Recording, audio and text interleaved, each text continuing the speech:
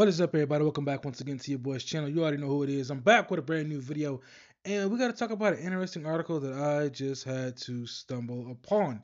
And as you can see here, it says, "Can superhero films still fly?" And Marvel and DC face a reckoning. Give me a second here. All right, so let's go ahead and jump into it.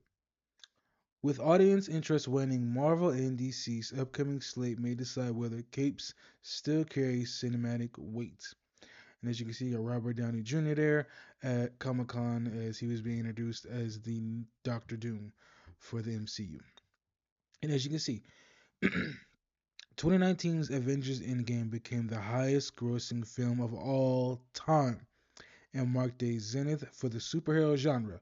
But when its sequel, Avengers Doomsday, hits theaters in 2026, it will enter a far different Hollywood ecosystem.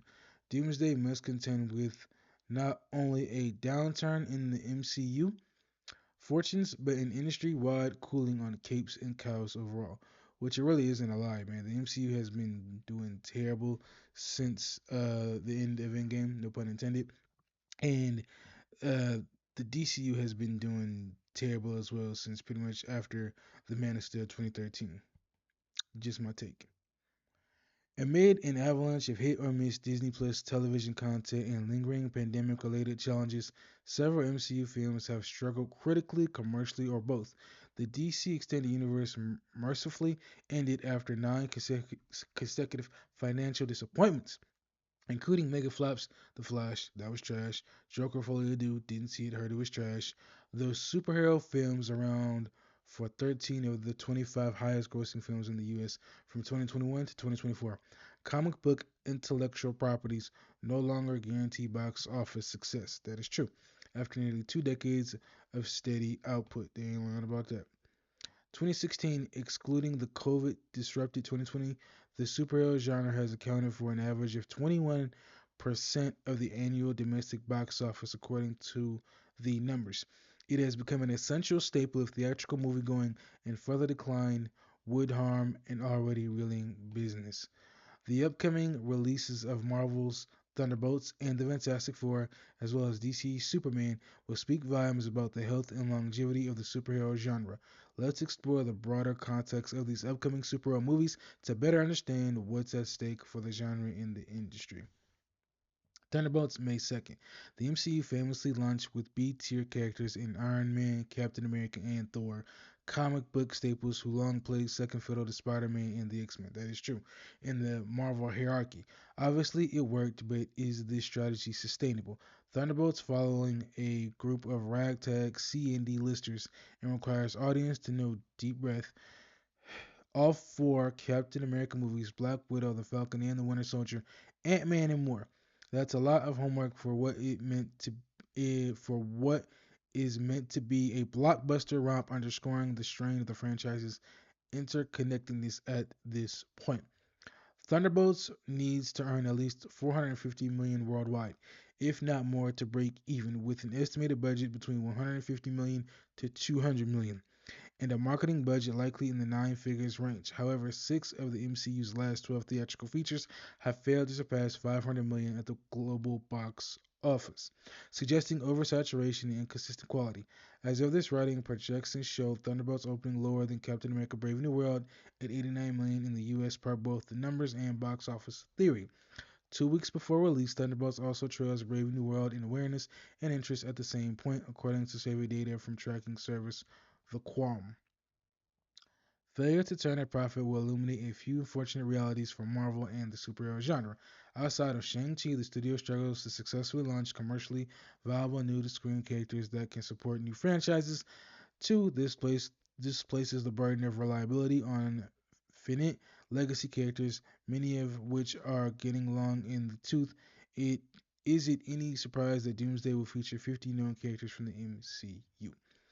Conversely, success will show improved audiences' appetite for new superheroes after the underwhelming debuts of Eternals, Blue Beetle, and The Flash in recent years. Superman comes out July 11th. No blockbuster in recent memory faces more pressure than James Gunn's relaunch of The Man of Steel in the DC Universe at large. But based on historical track record, Superman may face an uphill battle despite the character's immense popularity. Man of Steel earned a profit with $670 million at the worldwide box office against a $225 million budget, but failed to meet studio executives. I'm sorry, failed to meet studio expectations and internet-shattering polarization. The same goes for Batman vs Superman: Dawn of Justice. Superman Returns in 2006, admirable but ill-advised revival of the Christopher Reeves era franchise continu- continuity. Lost money with just about $390 million against a $275 million budget. Marvel's Chris Evans led Captain America film proved that earnest Boy Scouts can still resonate with modern audiences, but Clark hasn't headlined a no doubt about it theatrical hit since 1980. Tell that to whoever covers the box office at the Daily Planet. Gun Superman aims to jumpstart a 10-year franchise plan for DC Studios that spans feature films, television series, video games, and more. Anything less than universal goodwill and healthy box office returns will not only derail the expensive franchise, but also likely doom Superman as a theatrical brand.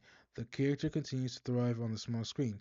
To say there is a lot riding on Superman is like saying carbon is an important element for life on this planet. Much of parent company Warner Bros. Discovery's perceived value in any hypothetical consolidation stems from the belief that the DC IP is highly valuable. If Superman flops, the fallout will make Fallout look like a paradise. The good news is that as of March, the numbers project Superman to generate upward of 300 million at the box office across its run, subject to change over the coming months. If that holds true in the movie's U.S. versus international splits fall in line with BVS, Man of Steel, and Superman Returns, it should surpass 700 million worldwide. Coming up, the Fantastic Four First Steps comes out July 25th.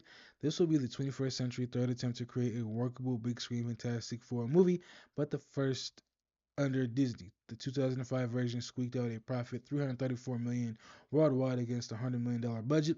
The 2007 sequel was less profitable, 302 million gross versus 130 million budget.